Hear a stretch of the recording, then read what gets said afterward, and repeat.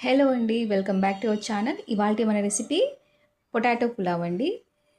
చాలా సింపుల్గా ఎంతో టేస్టీగా ఉండే ఈ పులావ్ని ఎలా చేసుకోవాలో చూద్దామండి. పిల్లలకి లంచ్ బాక్స్లోకి ఈజీగా చేసి పెట్టేయచ్చు.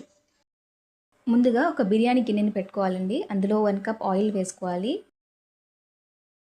ఆయిల్ హీట్ అయిన తర్వాత ఇందులోకి 3 మీడియం సైజ్ ఉల్లిపాయలని తీసుకొని స్లైసెస్ కట్ చేసి వేసుకోవాలండి.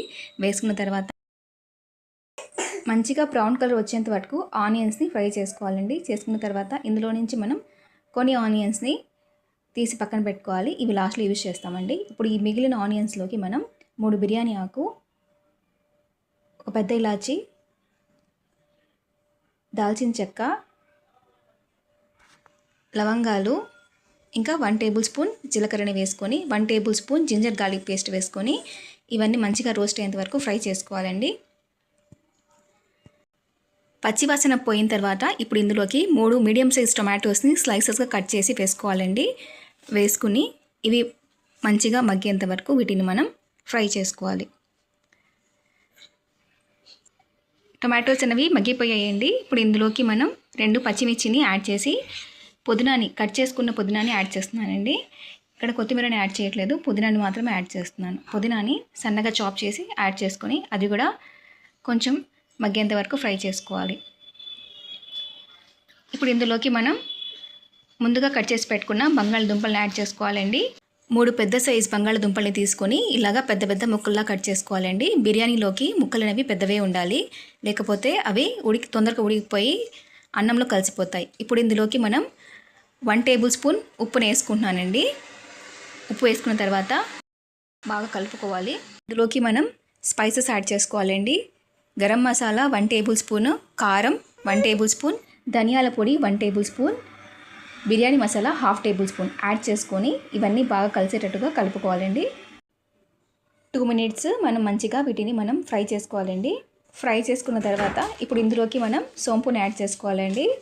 1/2 టేబుల్ స్పూన్ వరకు సోంపుని మనం ఇక్కడ యాడ్ చేసుకోవాలి. యాడ్ చేసుకొని అది కూడా బాగా కలిసేటట్టుగా కలుపుకోవాలి. రైస్ని యాడ్ చేసుకోవాలండి. ఇక్కడ 2 పౌసెల్ల రైస్ని వాష్ చేసి పెట్టుకున్నాను. ఒక పౌసరికి 2 పౌసెల్ల నీళ్ళని యాడ్ చేసి పెట్టుకున్నానండి. ఇది వాటర్తో సహా వేసుకొని మంచిగా కలుపుకోవాలి. రైస్ వేసుకున్న తర్వాత మొత్తం బాగా కలుపుకోవాలండి. మసాలాలు, పొటాటోస్ అన్నీ ఒకసారి మిక్స్ అయ్యేటట్టు కలుపుకోవాలి. కలుపుకొని ఉప్పు ఒకసారి చెక్ చేసుకొని ప్లేట్ పెట్టుకొని ఉడికించుకోవాలండి. హై ఫ్లేమ్ మీద 5 మినిట్స్ వరకు ఉడికించుకోవాలి. 5 మినిట్స్ తర్వాత ఒకసారి ప్లేట్ తీసి ఒకసారి కలుపుకోవాలండి. వాటర్ యాడ్ చేసిన తర్వాత హై ఫ్లేమ్ మీద దీన్ని పెట్టి ఉడికించేటప్పుడు మధ్యలో ఒకసారి తీసి కలుపుకోవాలండి. ఇలా 5 మినిట్స్ ఒకసారి తీసి చెక్ చేసుకోవాలి. మళ్ళీ ఒకసారి మూత పెట్టేసి ఇంకో 5 మినిట్స్ వరకు మనం వీటిని ఉడికించుకోవాలండి. వాటర్ అంతా ఇంగిపోయేంత వరకు మనం వీటిని ఉడికించకూడదు. మధ్య మధ్యలో తీసి కలుపుకుంటూ ఉండాలి. దగ్గర 8 నుంచి 10 నిమిషాల లోపే ఇది కొంచెం ఉడికిపోతుందండి. ఇప్పుడు కొంచెం వాటర్ మిగిలి ఉండగానే మనం దీంట్లోకి 3 పచ్చిమిర్చిని యాడ్ చేసుకోవాలి. కట్ చేసుకున్న పుదీనా, కొత్తిమీరని కూడా యాడ్ చేసుకోవాలండి.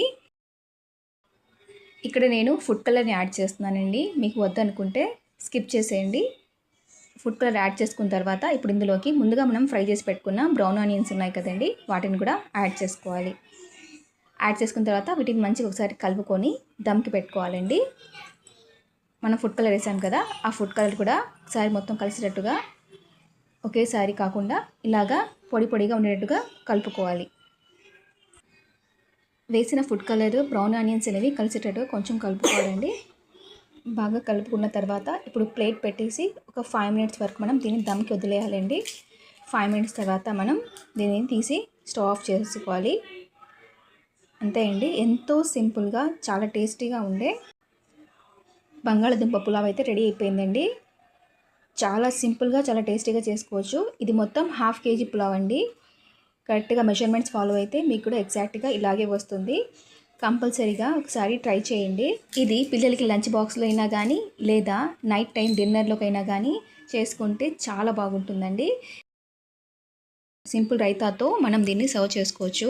టేస్ట్ మాత్రం చాలా బాగుంటుంది. ఒకసారి కంపల్సరీగా మీరందరూ కూడా ట్రై చేసి ఎలా వచ్చిందో నాకు కామెంట్లో చెప్పండి. Thank you.